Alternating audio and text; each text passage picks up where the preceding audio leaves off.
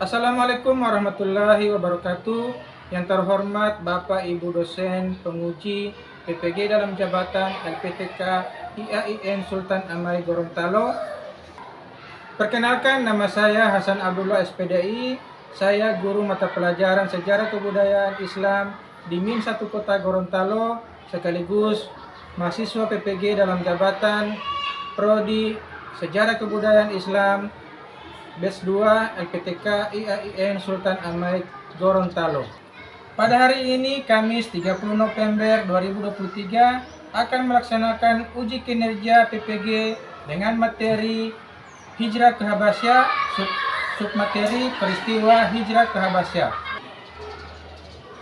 Berikut video pembelajaran saya. Mohon kritik dan sarannya. Terima kasih. Assalamualaikum warahmatullahi wabarakatuh. Assalamualaikum warahmatullahi wabarakatuh. Waalaikumsalam warahmatullahi wabarakatuh.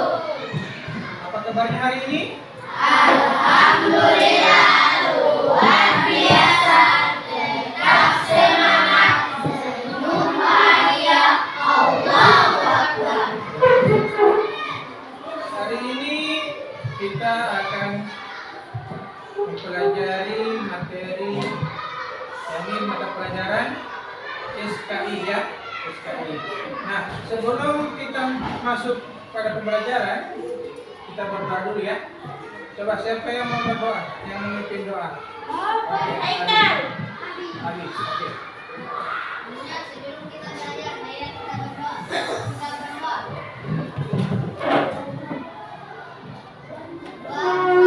Bismillahirrahmanirrahim. Sholitu billahi rabban wa bil islami dinan wa bi Muhammadin nabiyya wa rasula. Rabbi zidni ilman warzuqni fahman. Sadaqallahul azim. Anak-anak, hari ini ada yang tidak hadir? Hadir semua? Iya, alhamdulillah. Alhamdulillah ya, hadir semua. Nah, hari ini kita masuk pada materi yang kedua ya. Kalau kemarin materi apa? Sebab-sebab menjaga bahasa. Iya, sebab-sebab persahabatan ya, hijrah ke Habasyah. Nah, sekarang kita akan masuk pada materi yang kedua, yakni hijrah ke Habasyah atau peristiwa hijrah ke Habasyah. Dan pada hari ini kita masih mempelajari materi yakni di bab 3, hijrah ke Habasyah. Nah, tujuan pembelajaran kali ini yakni yang pertama, memahami sebab-sebab dan peristiwa hijrah ke Habasyah sebagai inspirasi dalam menjalankan sikap gigih dalam menghadapi tantangan era digital. Ya, itu tujuan pembelajaran kita kali ini. Kriteria kata capaian tujuan pembelajaran. Jadi yang pertama, menjelaskan sebab-sebab Nabi Muhammad SAW mengajukan para sahabat hijrah ke Habasyah. Yang kedua, menyebutkan siapa saja kaum muslimin yang hijrah ke Habasyah tahap pertama. Ketiga, menjelaskan penyebab para sahabat Nabi Muhammad kembali ke Mekah. Yang keempat, menyebutkan isi undang-undang pemboikotan kepada keluarga Nabi Muhammad SAW dan kaum muslimin. Nah, siapa yang tahu apa ini yang digambar ini? Kegiatan apa? Ya? Menjaga bahasa. Ini gambar apa ini? Unta ya? Orang yang sedang naik unta. Ada di mana ini? Padang pasir. Nah, kalau berbicara padang pasir berarti di mana? Di Kalau padang pasir di mana? Ya, di Mekah. Siapakah nama Raja Habasha yang terkenal adil dan tidak pernah berbahasa anak? Siapa? Ya, Raja.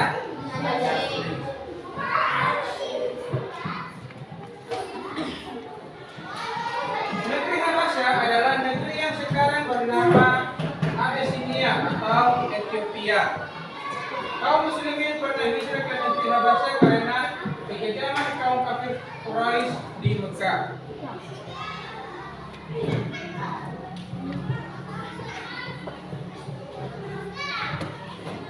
Nah, sekarang kita masuk ke bagian D, peristiwa hijrah ke Habasha.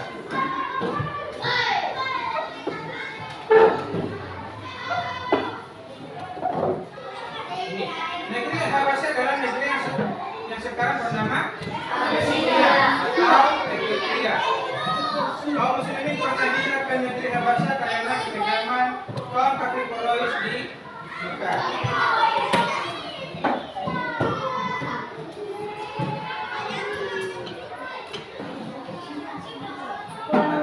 Yang pertama, hijrah ke Habasha tahap pertama.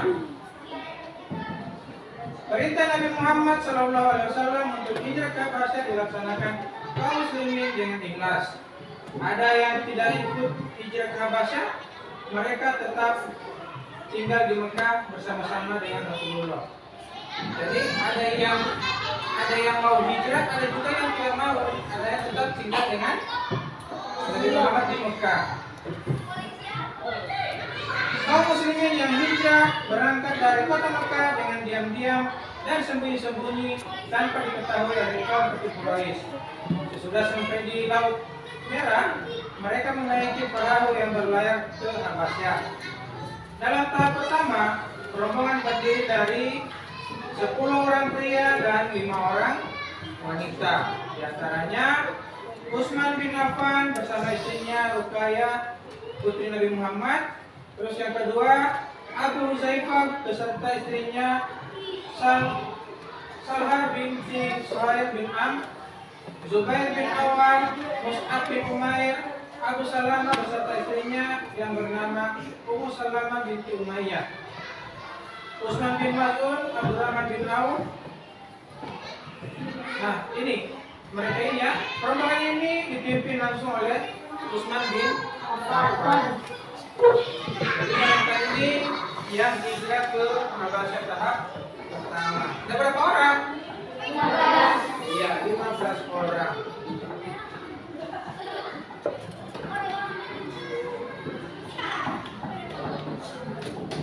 Nah, sesampainya di Habasha, mereka diterima dan dihormati dengan penghormatan sebaik-baiknya dari Raja Najasyi.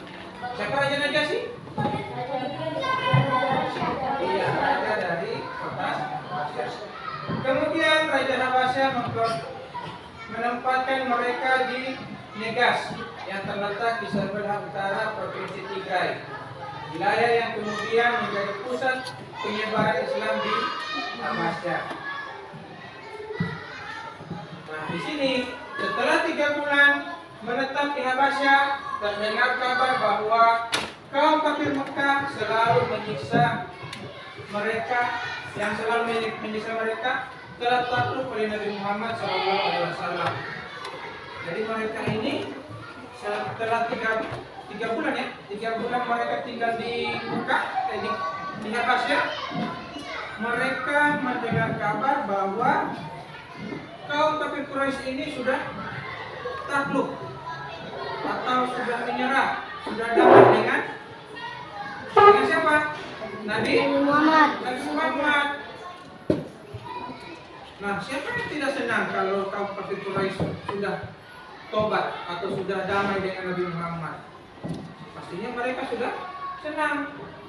Nah, karena mereka senang, mereka kembali lagi ke Mekah. Siapa yang kembali ke Mekah? Yani mereka yang hijrah ke Mekah tadi. Berapa orang? 15 orang. Nah, akhirnya mereka kembali ke Mekah. Ketika mereka sampai di dekat kota Mekah, mereka baru sadar bahwa kabar tersebut adalah bohong. Keadaan di Mekah ternyata belum aman. Maka mereka kembali ke Habasyah bersama rombongan yang lain. Rombongan inilah yang kemudian termasuk dalam rombongan hijrah ke Habasyah tahap kedua.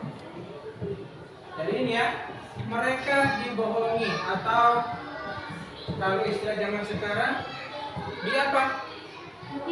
ditipu atau bahasa gaulnya di-prank ya. Katanya kaum kafir Quraisy ini sudah menyerah atau sudah takluk, sudah damai. Tapi kenyataannya hal itu adalah bohong. Berita itu adalah bohong. Ya.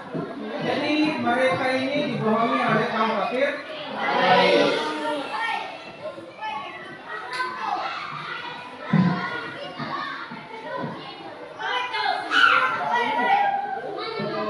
Sekarang hijrah ke Habasyah tahap kedua. Setelah kaum muslimin yang hijrah ke Habasyah kembali ke Mekah, kaum kafir Quraisy semakin merintangi Nabi Muhammad SAW dan para sahabat. Rintangan dan tipu muslihat kaum kafir Quraisy terhadap Nabi Muhammad SAW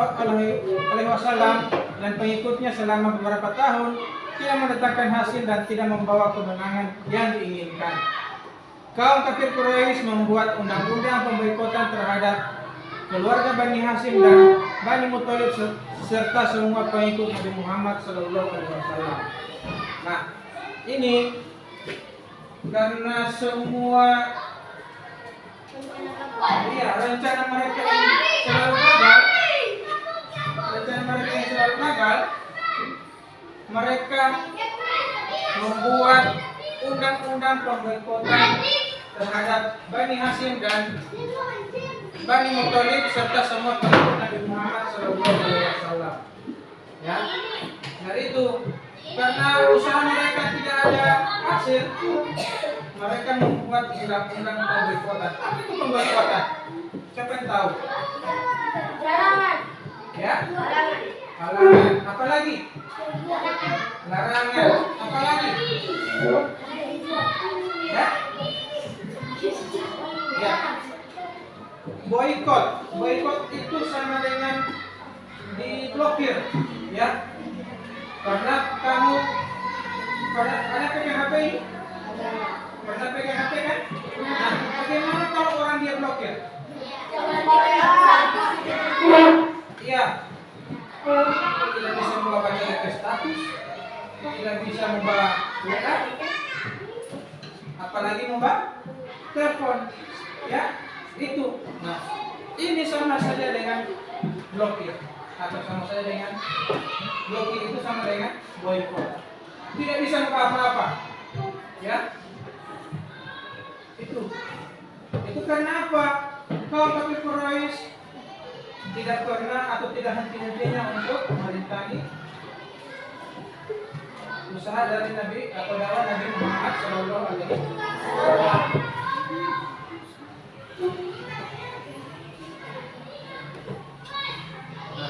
Isi undang-undang pemboikotan itu antara lain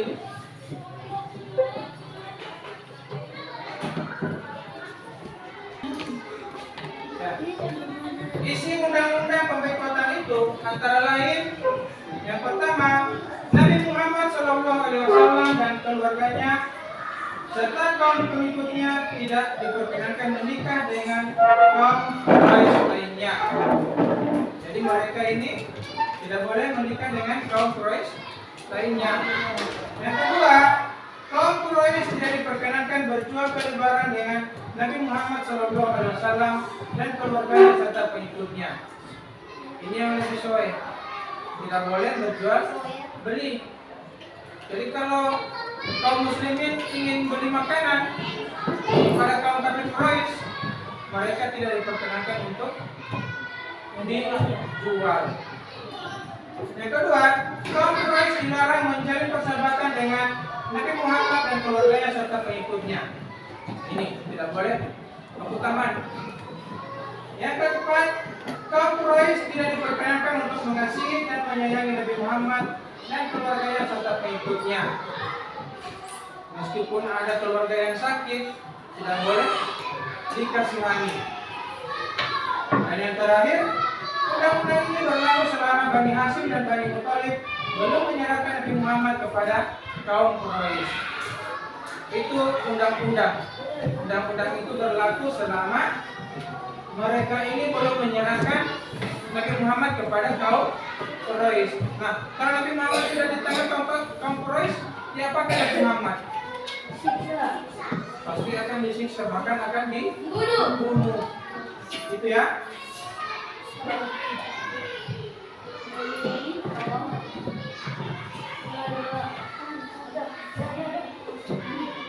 Akhirnya Rasulullah SAW memerintahkan kaum muslimin untuk kembali hijrah ke Habasyah untuk yang kedua kalinya. Adapun mereka yang hijrah ke Habasyah tahap kedua berjumlah 101 orang. Ya, terdiri dari 83 laki-laki dan 18 orang perempuan. Yang menjadi kepala rombongan adalah Ja'far bin Abi Thalib. Jadi yang pertama berapa orang? 15 orang. Nah, hijrah kenapa tahap kedua ini adalah ada 101 orang.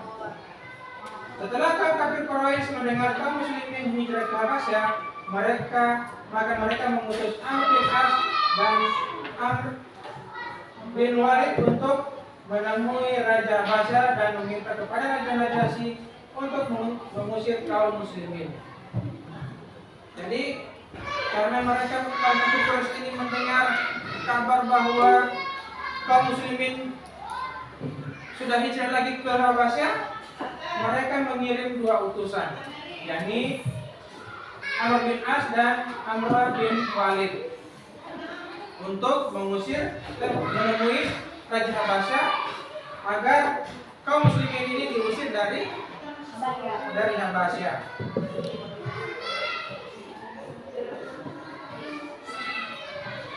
Nah, ini ada kisahnya. Kisah Raja Najasyi yang baik perhatian. Kisah Raja Najasyi dan Islam di Habasyah. Demi menjaga keselamatan dan akidah umat Islam, Nabi Muhammad SAW memerintahkan pengikutnya untuk hijrah ke Habasyah.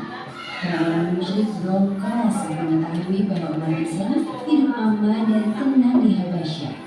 Maka dikirimkanlah 2 orang utusan musyrik Quraisy untuk menghadap Raja Najasyi. Pasca peristiwa kenabian, keadaan kaum muslimin di Mekah sungguh memprihatinkan. Tekanan dari kaum Quraisy yang menolak dakwah Nabi Muhammad SAW semakin berat. Mekah terasa sempit bagi orang muslim yang lemah. Mereka mulai mencari cara agar keluar dari siksaan yang pedih ini.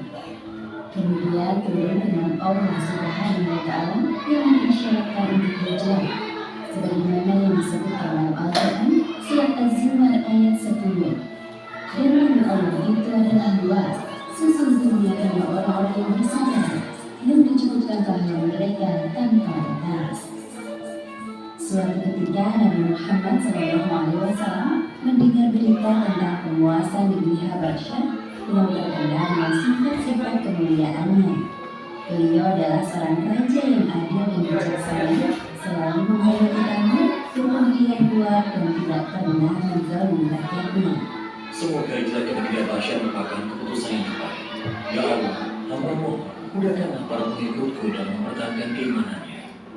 Wahai para sahabat, seperti yang kita lihat sekarang ini, bahwa keadaan kaum muslimin di Mekah semakin tersisa. Aku perintahkan kalian agar hijrah ke Habasyah. Hal ini semata-mata aku lakukan untuk menyelamatkan agama ini. Aku tahu Raja Habasyah yang bernama Ashama An-Najasyi adalah seorang raja yang adil. Tepatnya pada bulan Rajab tahun ke-5 kenabian, beberapa orang kaum muslimin hijrah ke Habasyah. Rombongan dipimpin oleh Utsman bin Affan yang berangkat bersama 12 orang laki-laki dan 4 orang wanita muslim. Korea, sang istri juga turut serta. Sedangkan Rasulullah dan keluarga yang lain tetap tinggal di Mekah. Mereka berjalan menuju pantai dengan hati-hati. Sesekali mereka berhenti, bersembunyi agar tidak diketahui orang-orang Quraisy. Di pelabuhan Syaibah, tampak dua kapal menuju Habasyah. Rombongan kaum muslimin yang dipimpin oleh Utsman turut serta dalam kapal tersebut. Penduduk Habasyah menyambut baik kedatangan kaum muslim ke Mekah meskipun mayoritas beragama Nasrani. Selama tinggal di Habasyah, kaum muslim merasa kenyamanan dalam ibadah dan selama ini mereka diinginkan. Setelah sekian lama di Habasyah, mereka kembali ke Mekah karena mendengar bahwa orang-orang Quraisy telah masuk Islam. Namun ternyata berita tersebut tidaklah benar. Nabi Muhammad tidak melihat cara lain kecuali memerintahkan kaumnya hijrah lagi ke Habasyah. Rombongan kali ini dipimpin oleh Ja'far bin Abi Thalib dengan jumlah pengikut lebih banyak dari hijrah pertama. Berita tentang hijrahnya kaum Muslim ke Habasyah akhirnya sampai ke telinga kaum musyrik. Apa? Mereka berhasil lolos lagi? Tidak akan aku biarkan hal ini terjadi dengan buat Tenanglah, wahai saudaraku, aku punya ide bagus. Bagaimana jika kita beli hadiah mewah untuk para penguasa negeri Habasyah, lalu kita minta raja untuk menyerahkan mereka? Itu ide yang sangat bagus. Aku akan memilih dua orang yang paling cerdik akalnya dan pintar dalam berdebat untuk menemui raja. Keesokan harinya, berangkatlah dua orang utusan kaum musyrik menuju negeri Habasyah. Mereka adalah Amr bin Al-As dan Abdullah bin Rabi'ah. Sesampainya di negeri Habasyah, sebelum menemui raja, keduanya mendatangi para uskup di rumah ibadah mereka. Selamat siang para uskup yang terhormat. Kami berdua adalah utusan dari Mekah. Kedatangan kami untuk mengabarkan kepada raja tentang suatu hal yang penting. Jika memang hal penting, mengapa kalian tidak langsung saja menghadap raja? Aku bisa mengantarkan kalian.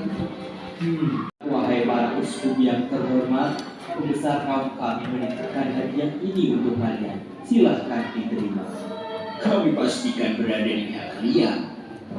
Amr bin Al-As dan Abdullah bin Rabi'ah bersama para uskup mendatangi istana kerajaan. Wahai yang mulia, sesungguhnya ada beberapa orang bodoh yang telah mengusuk ke negeri Anda. Mereka yang telah memecah belah agama kaumnya dan lari dengan membawa ajaran baru yang sesat ke negeri ini. Para pembesar kaum kami meminta agar Anda bersedia menyerahkan para penyusup ini. Para uskup juga berusaha meyakinkan Raja Najasyi. Perkataan kedua orang ini benar yang mulia. Biarkan perkara ini diselesaikan oleh orang-orang yang berhak mengurusnya di Mekah.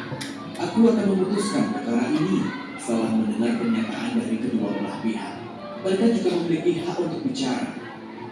Raja Najasyi tidak terburu-buru mengiyakan usulan para uskup. Beliau perlu membuktikan kebenarannya, sebab hal ini terjadi di negerinya. Kemudian Raja memerintahkan kepada pengawalnya untuk memanggil perwakilan.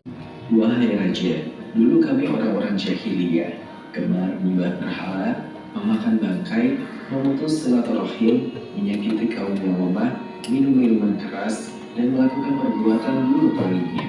Sampai kemudian Allah SWT mengutus seorang Rasul dari kalangan kami yang semua memberikan adil dalam hidupnya. Dia mengajak kami untuk menyembah hanya kepada Allah dan meninggalkan sesembahan yang hina. Apa barusan yang kau katakan, wahai Ja'far? Kau telah menghina berhala sesembahan kami. Kami menyembah jiwa yang hidup di dalamnya. Hal itu yang membuat kami dekat kepada Tuhan. Wahai Am, tidak semua orang berpikir seperti kalian. Engkau tidak berhak memaksa orang lain meyakini apa yang kau yakini. Lanjutkan penjelasanmu, wahai Ja'far. Kemudian Ja'far mengungkapkan alasan hijrah ke Habasyah kepada Raja Najasyi. Namun sayangnya, kaum kami tidak dapat menerima hal itu. Mereka berusaha untuk mengembalikan kami terhadap sesembahan mereka dengan siksaan dan tekanan yang berat. Kalian memang pantas menerimanya. Hal itulah yang membuat Rasul kami, Muhammad SAW, mengirim kami ke negeri Anda. Amr bin Al-As berusaha memojokkan Ja'far bin Abi Thalib dengan membandingkan antara Nabi Muhammad dan Nabi Isa, karena ia tahu bahwa Raja Najasyi adalah penganut agama Nasrani. Wahai Ja'far, Dari tadi kau mengatakan bahwa Muhammad adalah utusan Allah. Memangnya mukjizat apa yang dia miliki? Apakah dia bisa bicara sewaktu masih bayi? Apakah dia bisa menghidupkan orang yang sudah mati? Menyembuhkan orang yang buta? Atau menurunkan makanan dari langit? Wahai Raja, bukankah yang barusan saya katakan itu benar? Ya, itu benar, wahai Amr. Setiap Rasul memiliki mukjizat untuk membuktikan kerasulannya. Lantas, apa mukjizat dari Rasul kalian, wahai Ja'far? Al-Quran. Apa? Tulisan yang diberikan kepada orang yang bahkan tidak bisa membaca. Itu maksudmu? Raja Najasyi menanggapi perdebatan dengan tenang, tidak seperti Amr bin Al-Ash yang berapi-api. Aku pernah mendengar bahwa Tuhan mengutus seorang Rasul. Tidak peduli dia dapat membaca atau tidak jika Al-Quran memang diturunkan untuknya. Wahai Ja'far, apakah engkau bisa membacakan sedikit dari Al-Quran yang dibawa oleh Rasulullah itu? Iya, aku akan membacakannya di hadapan kalian semua. Kemudian Ja'far membacakan beberapa Najasyi keesokan harinya. Wahai Raja, sesungguhnya Anda telah melindungi orang yang salah. Mereka telah mengatakan hal yang tidak benar tentang Isa. Apa maksudmu, wahai Amr? Sementara itu di tempat penampungan kaum muslim, Bagaimana kau dapat menjelaskan tentang ini kepada rakyat, wahai Ja'far? Aku akan mengatakan sesuai yang disampaikan kepada kita. Lagi pula, kita tidak memiliki niat buruk tinggal di negeri ini. Jangan khawatir, wahai saudaraku. Allah SWT akan melindungi kita semua. Raja Najasyi segera memanggil kaum muslim ke istana untuk menanyakan pendapat mereka tentang Isa. Apa yang kalian katakan tentang Isa? Pendapat kami tentang Isa seperti yang telah disampaikan oleh Nabi Muhammad SAW. Lalu, apa yang dia katakan? Isa adalah hamba Allah, Rasulnya, rohnya, dan kalimatnya yang disampaikan kepada Maryam yang suci. Demi Allah, apa yang dikatakannya sesuai dengan keadaan Isa bin Maryam. Sudahkah engkau dengan itu, wahai Amr? Ini terakhir kalinya aku meladeni ucapanku. Sebaiknya engkau benar-benar kembali ke negeri asalmu, bawa serta semua hadiah-hadiah itu. Aku tidak membutuhkannya. Dan untuk kalian, aku persilahkan kalian tinggal di Habasyah. Dan siapa yang berani menyakiti kalian akan berurusan denganku. Alhamdulillahirrahmanirrahim. Demikianlah akhir kisah Raja Najasyi dan umat Islam di Habasyah. Hikmah yang dapat kita ambil dari kisah ini: pertama, keberanian Ja'far bin Abi Thalib dalam mempertahankan keimanannya patut dijadikan teladan. Kedua, sesungguhnya setiap amalan itu tergantung kepada niatnya, maka awali pekerjaan dengan niat yang baik. Dan ketiga, Allah menurunkan mukjizat kepada Nabi Muhammad berupa Al-Quran agar manusia selalu berpikir. Wallahu a'lam bishawab. Ya, itulah kisah dari Raja Najasyi ya. Baik hati ya.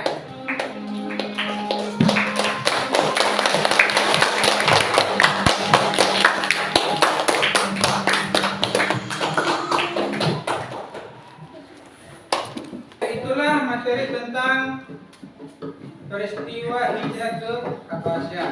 Nah, dari materi tadi ada beberapa kesimpulan yang kita ambil, yaitu yang pertama, para sahabat yang hijrah ke Habasyah tahap pertama berapa orang? 12.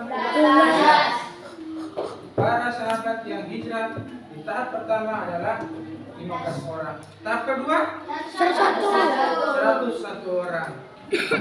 Terus apa yang dilakukan oleh kaum kafir Quraisy kepada Raja Najasyi? Siapa yang tahu? Ya, mengusir kaum muslimin. Iya, mereka menemui Raja Najasyi untuk mengusir kaum muslimin. Nah, tapi tidak semudah itu mereka mengusir atau Raja Najasyi untuk mengusir kaum muslimin dari Habasyah. Mereka dipertemukan dengan pemimpin dari kaum muslimin. Ini siapa? Iya, Ja'far. Nah, dari sini setelah mendengar keterangan dari Ja'far, mereka tidak jadi diusir, malah kaum kafir Quraisy yang diusir. Oke? Nah, sampai di sini dulu pertemuan kita. Insya Allah kita akan bertemu lagi minggu depan. Semoga dalam keadaan sehat walafiat. Ya, amin ya rabbal alamin. Terima kasih. Assalamualaikum warahmatullahi wabarakatuh. Waalaikumsalam warahmatullahi wabarakatuh. Oke, siap-siap pulang.